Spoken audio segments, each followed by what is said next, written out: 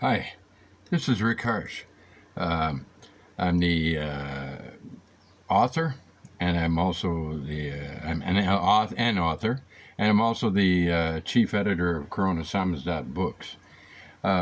Lately, I've been thinking a lot about what people are tending to write these days, and it seems to me that the literary zeitgeist has gripped people in such a way that there are more dystopian novels being published than ever before.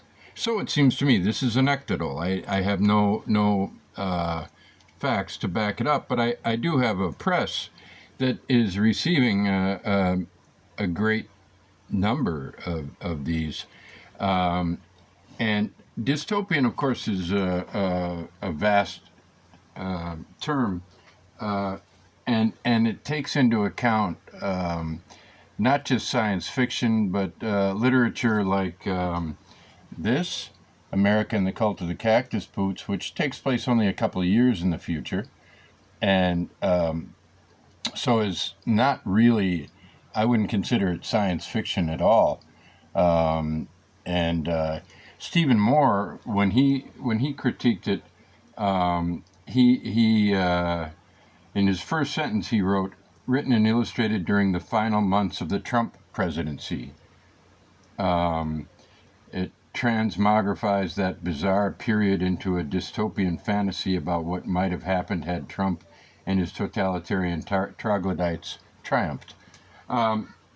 Well, Mr. Moore, they may yet triumph, but let's hope they don't.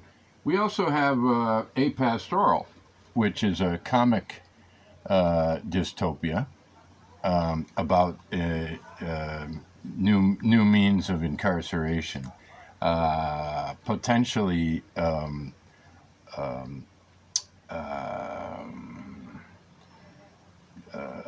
how would we put it? Economically, I don't want to use a well, I don't want to use a cliche.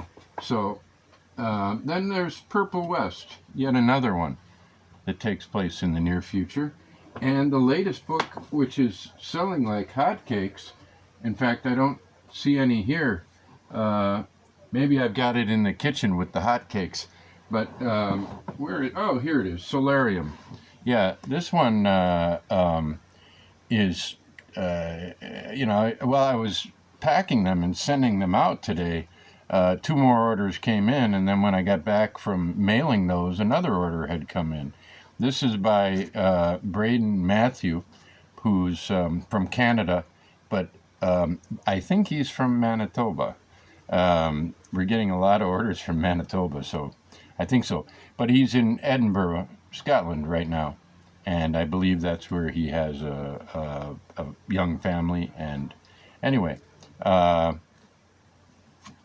trust Philip Friedenberg, who wrote wonderful things about it on the back. Anyway, there's that's not by any means all of them. That's just a few. But Orbo, where are you? Orbo, here's Orbo. Orbo, yeah, Orbo, another dystopian book, Orbo and the Godhead by Luke Dellin. So we're getting more and more of these books are being written, and I think even Cartarescu's Solenoid might be in that broad category as well. I'm not sure, but I think it might be. And so, what about The Passenger by McCarthy? The Road by McCarthy. People. What I'm trying to say is that people are really nervous about the future. This is what I'm gathering. Thinkers, and writers are supposed to be thinkers, I think, I mean, literary authors, and I'm talking only about literary authors right now. Um, I have always been interested in engaged authors. The most famous ones of the 20th century were probably Jean-Paul Sartre and Albert Camus, and I was always fascinated by their work, but also Simone de Beauvoir, and who's may have been a fringe member of her marriage, but was not a fringe character. She slept with Nelson Algren, for God's sake. You know, um, that's one of the more interesting couples. I would have loved to have had a seat at the table with Jean Paul and those two. But anyway, my point is that we authors need to pay attention to what's going on in the world, and so I thought maybe once a week I'll do a news program, and so I got the Guardian right above you. I mean, I'm looking at you, and I'm looking at the Guardian on my computer, and the first story that there are a lot of stories. You know, Tunisia says it will not be a reception center for returning migrants. Well, what do I have to say about migrants? Well, I have to say that the first world, or the northern world, is still the colonial power, and what we call a post-colonial should be called a neo-colonial epoch. And India has never recovered from what the British did to them, and there are many reasons for this, and it can be very complicated. But that's through that prism I always look at migration, and people are just trying to get to the north, to where they can maybe make a living. And in the case of Central America, the nations of Central America are all in turmoil, and as a direct result of a couple hundred years of the United States fucking with them, and particularly arming them grotesquely, arming murder squads and death squads and so on. And it's really become a very dangerous and grotesque region, because it's remained poor, and there are a lot more guns there than ever before. And so it's I cannot give you a full any of these. I should say, this my little news show here, anything that I touch on could be a news show in and of itself. So let me get off that. Oh, except for one other thing. Rishi Sunak. Now, this is the Prime Minister of Britain, an Indian, but nobody could be less like Gandhi or Nehru than Rishi Sunak, who's criticizing the EU for calling Falkland Islands Islas Malvinas. The Prime Minister says choice of words regrettable, as Brussels insists it has not changed its stance on the disputed islands. Now, this is one of those cases where we say, well, what happened in the Malvinas happened so long ago that what can we do now? We've got these British people living there, and the Argentinians don't have any real strong connection there, and it's only sheep farmers and maybe a couple of important export products. Yeah, we'll look that up. You look it up and tell me. So that's a yet another neo-colonial matter. In fact, the reason that I think of it a lot is because I live in Slovenia, which is considered Eastern Europe, even though if you go by longitude and you look at a map of Europe, um, I think you'd be surprised at how far west of Greece, of Athens, we are. The Adriatic Sea, let's see, you're going this, okay, goes like this. And we're up here. And actually, if you take mainland Europe, if you include islands, you have to include the Falklands, right? So leave out the Falklands, forget the islands, and look at the longitude. And 80% of Slovenia is in not Central Europe, where the Slovenes want to be, but which is weird because they were subjects of Mittel Europa. They're insane now. They don't want to be part of the Balkans, and the Balkan culture here is evident on a daily basis. Also Mediterranean culture, because we're in the Mediterranean. Also Italian culture, although that's another complicated story. So the if you include the islands, well, then there is the Malvinas and pretty much Eastern Europe. Paris would be one of the capitals of Eastern Europe. Moscow would be another one. And there you have it. Now that leads to another story that's in the news today, which is anything to do with, and let me see what's new in the war. I don't see anything in the leads about it, but if I just go to Europe, there must be something. Russia-Ukraine war live. UN Security Council is meeting over humanitarian consequences of grain deal collapse. Now, here's where a different sort of problem arises. Although it is very much a part of the global wealth of the North and the imposed globalization of technology and technique and financial systems. Because what I've learned from maritime studies, from maritime history, is that trade is much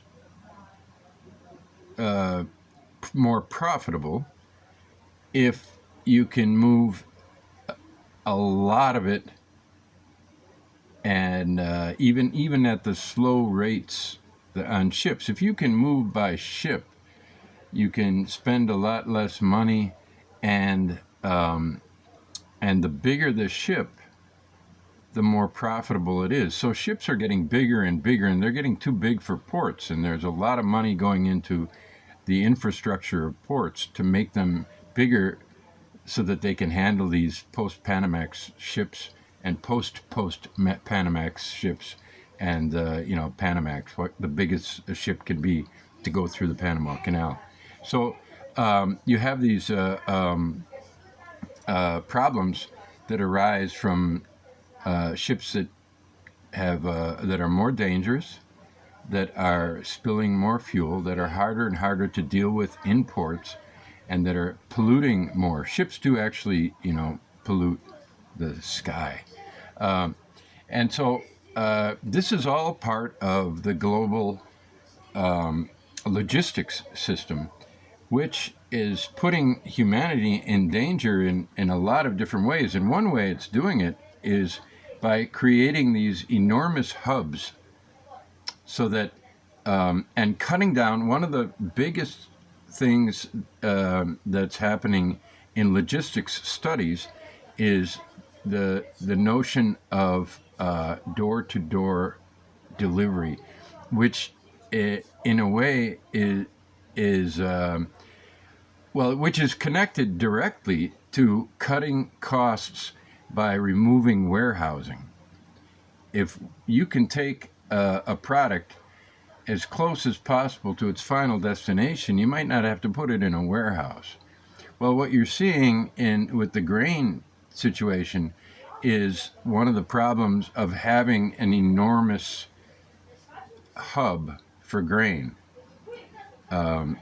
This I've never studied the distribution of grain, but there is no shortage of grain in the world right now.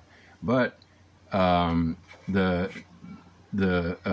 problem with the hub being in Odessa is that when it's disrupted, it affects an extraordinary number of people, a disproportionate number of people, and and of course, who pays for that? Well, the same people that pay whenever. This is one thing that's really bizarre, and I ask you to think about it and post a comment in my comment section. Tell me why, whenever, like for instance, the best example I can think of right now, in the Suez Canal, a tanker, I don't know if it was a tanker or not, but a ship turned sideways and blocked the canal. And it disrupted the shipping of oil.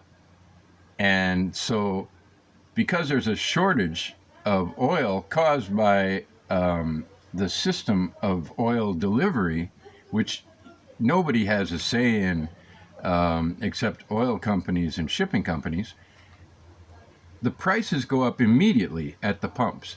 And everybody, says, well, this is why, and they accept it, it seems. And,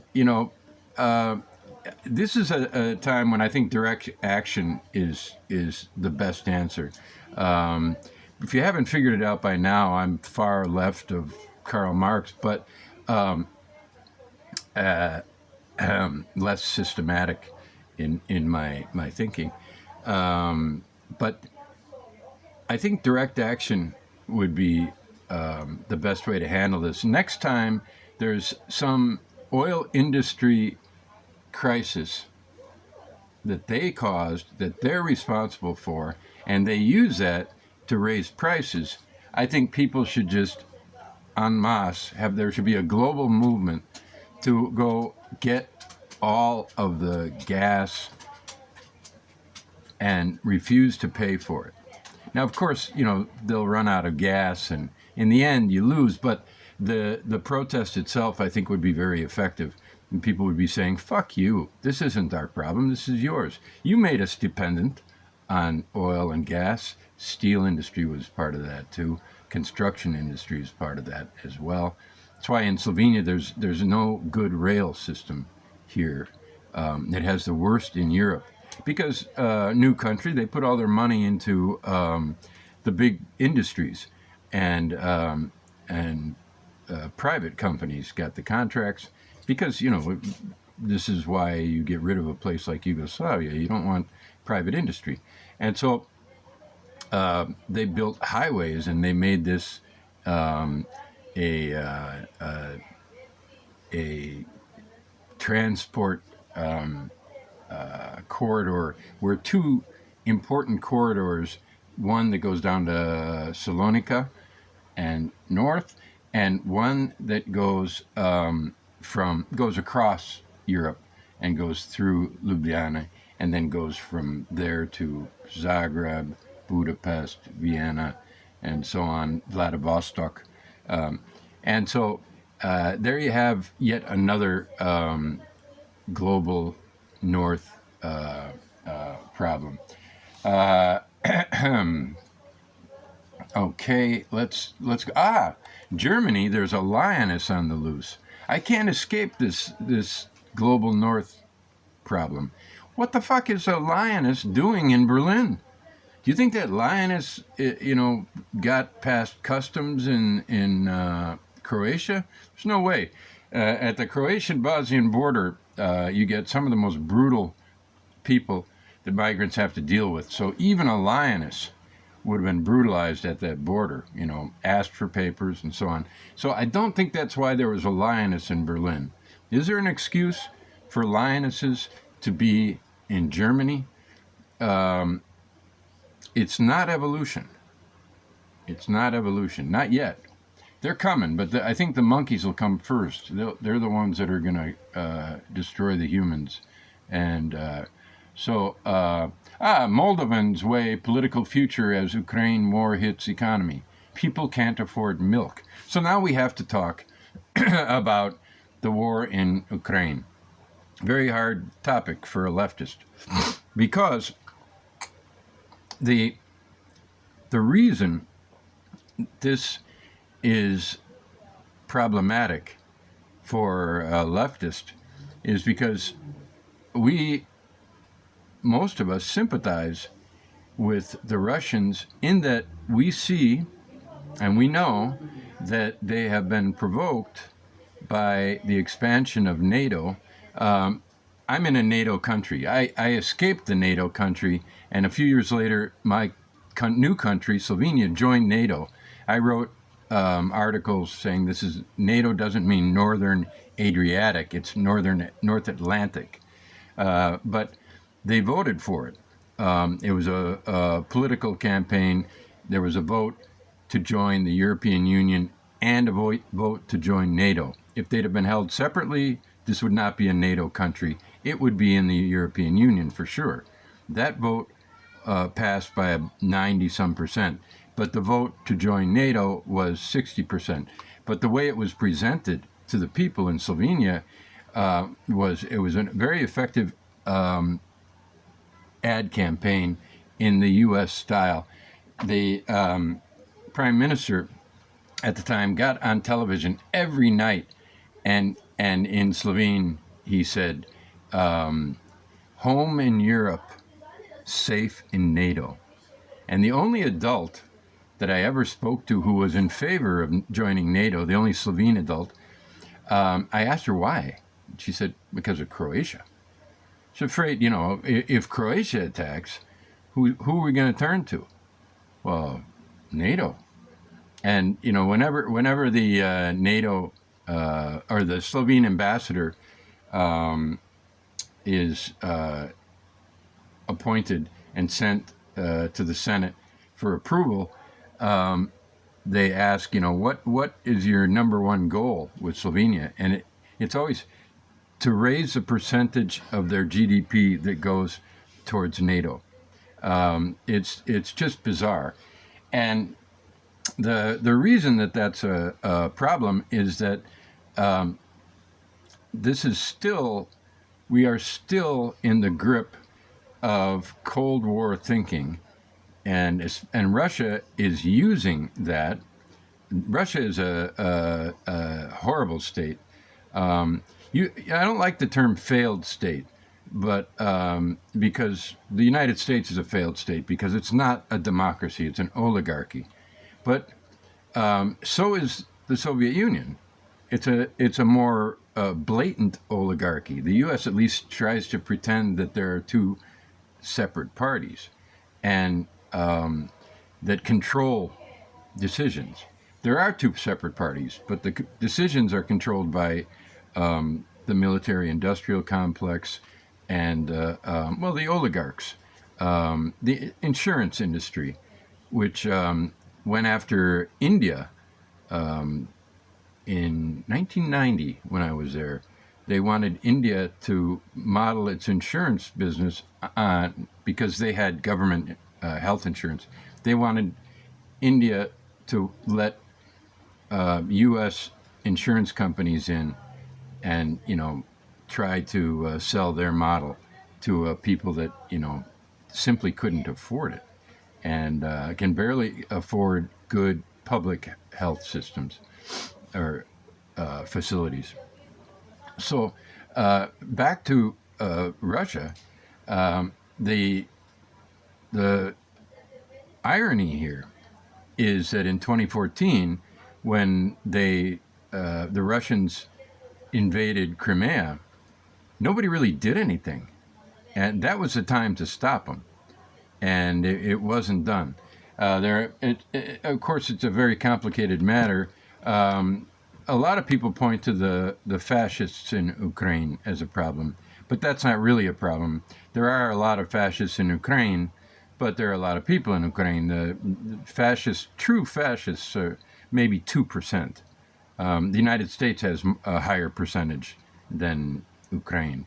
So it's not a problem with the fascists, but it's a problem in separating themselves from Soviet Russia hegemony. And I do mean Soviet because this is, the Soviet Union lost the Cold War as we see it. But the reasons they lost is they were not as elastic as the United States. And they're well, that's an economic issue that I shouldn't go into right now. But the point is, and my answer to this, why would a leftist like myself support the Ukrainians? It's because the system that I oppose is going to have to be defeated probably from within, and if not, it's going to be a catastrophic, nightmarish event, the downfall of the United States. This country won't go quietly. Your country won't go quietly. It's going to go out with a lot of big bangs. Don't forget that when you start thinking about the nuclear age, don't forget not just that Ukraine and Russia have nuclear weaponry and capacity and deals and nerve-wracking nuclear power facilities. There's also Israel, which is the loosest cannon on the planet. They still even lie about it. As far as I know, it's still supposedly a secret that they have nuclear weapons. They actually went to Italy and kidnapped the whistleblower who worked in the Negev desert on the Israeli nuclear program. I think his name was Vanunu, and they imprisoned him. They kidnapped him and imprisoned him because he let people know that the Israelis had a pretty nice, horrific nuclear arsenal. And you're worried about Iran? Over the past 70 years, Iran has made much more sane international decisions than Israel. They actually proposed to the British when the British were running the I think it was it Shell was running the oil and profiting from the oil. The Iranians knew very well that they were not experts in the oil industry, and so they made an offer to the British. They said, let's just split it 50-50 and the profits, and we'll learn from you eventually, and then we'll become autonomous and so on. And that, of course, led to Mossadegh in 1953 being removed by the CIA, and that led to the Savak dangers. Well, the nightmare of having a secret service like Savak, and which is, the Revolutionary Guard, well, they probably modeled a lot of their tactics on Savak, the Shah's regime. So the reasons behind some of the things that Iranians have done and the fanaticism go back to the way that their last pleasant and fair democratic leader was treated, and having the Shah imposed on them. And otherwise, I mean, if someone like Khomeini was preaching against the regime of Mossadegh and his successors, he would have been just another madman who occasionally might have advocated terror, but never would have had a following. You'd see that in Egypt. Abdel Nasser was not an Islamist, and but Islamic fundamentalism had its beginnings in Egypt, but it didn't catch on until the West interfered. And well, okay, so that's why. And so to bring that back to Ukraine, my thought on that is I understand the provocations, but then again, when one of the two corrupt, bankrupt, morally bankrupt systems was going to collapse first. And so if the Soviet Union was the one that collapsed first, well, okay, then you lost. Now you're fucked. So just stop.